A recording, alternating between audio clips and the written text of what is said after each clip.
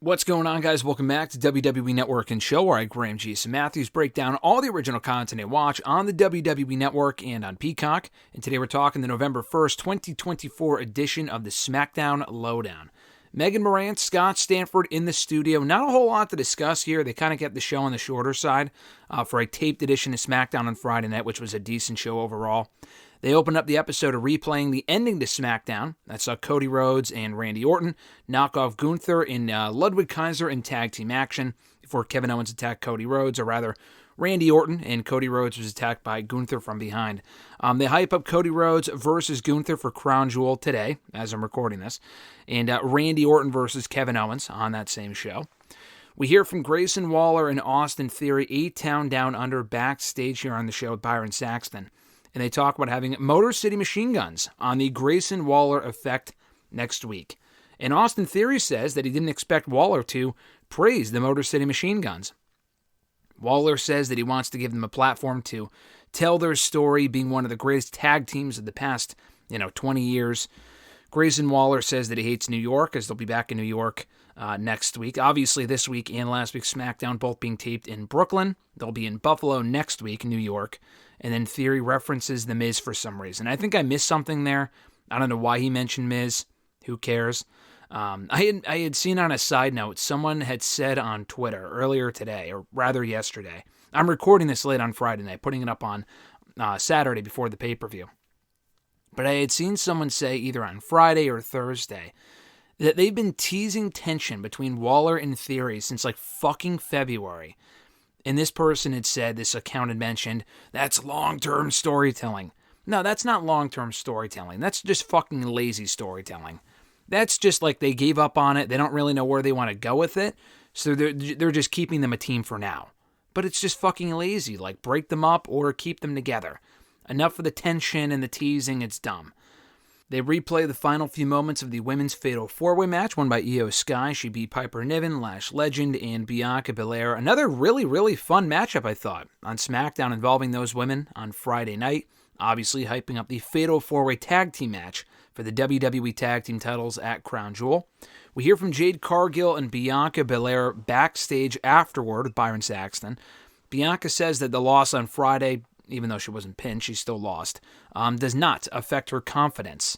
She actually thanks Io Sky, who won the match, for putting her on her toes heading into that Fatal 4-Way tag team match at the pay-per-view. Jade says they have elevated the tag team division as champions. They vow to remain champions at Crown Jewel, and Bianca questions who was going to be able to stop them. So pretty standard, usual promo. They basically cut the same promo every fucking time on Raw Talk and SmackDown LowDown, and I don't really blame them for that. It's more so that creatively, the build for this matchup has been well done. I will give them that. But creatively, it feels like they're just spinning their wheels right now, Bianca and Jade, until they drop the belts again and they can finally feud with each other, which is hopefully on the sooner side. I'm not going to be too optimistic. I'm actually kind of hoping they do drop the belts on Saturday at the pay-per-view. If anyone, I'm going to predict Chelsea Green and Piper Niven steal the titles. I don't think they will.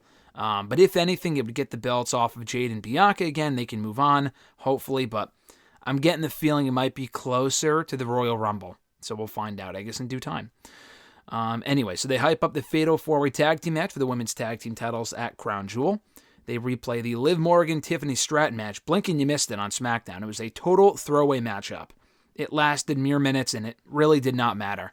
They attempt to interview Liv Morgan here on SmackDown LowDown as she's making her way to the locker room. She's actually carried to the back by Raquel Rodriguez. She's over Raquel's shoulder, and Liv doesn't really say anything aside from just screaming and yelling and whatnot.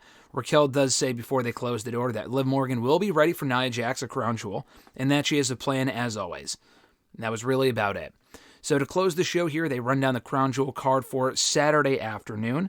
Scott Stanford says that he's looking forward to Randy Orton versus Kevin Owens, and his bold pick is that the Metaphors, Jakara Jackson and Lash Legend will walk out the new WWE Women's Tag Team Champions.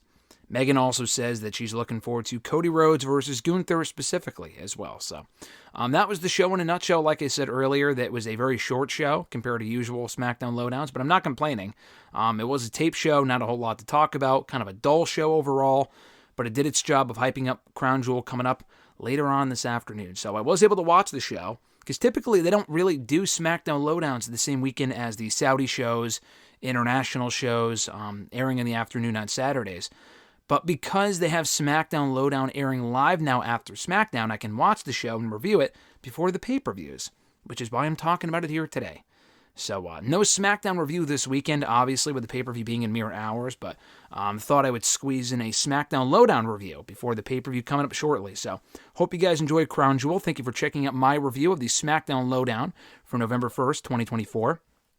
Be sure to like the video, drop a comment, share the video, and subscribe to the channel for more daily content. Have a great one, folks. I'm Graham G. Matthews. Enjoy Crown Jewel, and I'll catch your ass down the road.